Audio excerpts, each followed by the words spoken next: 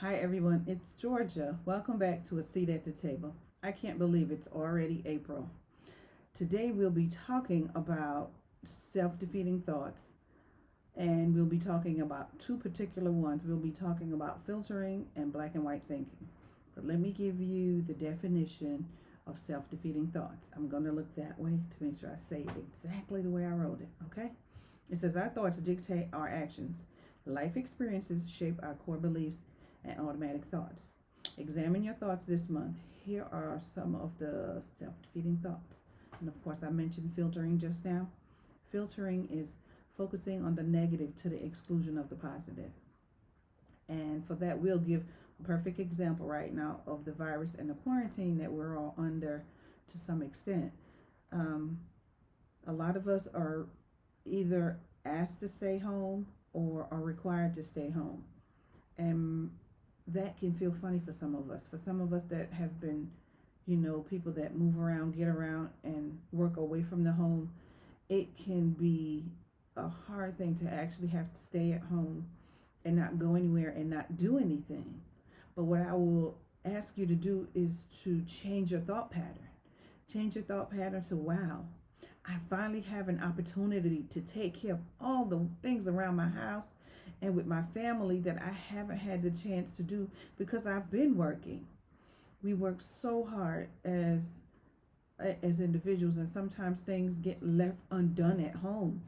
And this is a perfect time to declutter at home, to do that deep cleaning, reorganizing your home. And sometimes something simple as changing a room around can just make you feel so good. I don't know what it is, but I love to move furniture around. I think my husband might think I'm a little crazy, but I actually like it. It just gives me a different perspective of seeing the room and of thinking. And that's something I've always done as far as back as I can remember. When I deep clean, sometimes I get to the point to where I will rearrange the room. Not the bed or anything like that, but a few simple movable items. I'm not moving anything heavy on my own. But I'm using this time now to refocus myself and working on the way I've been thinking, some self help type things for myself, decluttering my home, getting a chance to read some books, and make these phone calls that I promised I was going to make this year, because I said that this year I was going to spend some more time connecting with my friends. Wow, I have more time to connect with my friends. So I have no excuse. So I'm going to use this and I'm going to make it something positive for me. So that's me using a different filter for the situation of being home quarantined. Another example is if you've reached out to someone and they've not reached back to you. Not everyone is at home right now. We have some friends and family members that are required to still go to work, and they're not able to contact us back as frequent as they used to. And we have to be mindful of that. Give them grace. Pray for them, the ones that have to be on the front lines to work, and give them grace and continue to send the positive messages their way, because they're going to need it. And they might not be able to respond right now, but they're getting them. And I know that it's making them happy to know that you're thinking about them and that you have them in your thoughts and your prayers. The second one is black and white thinking. And this is me all the way.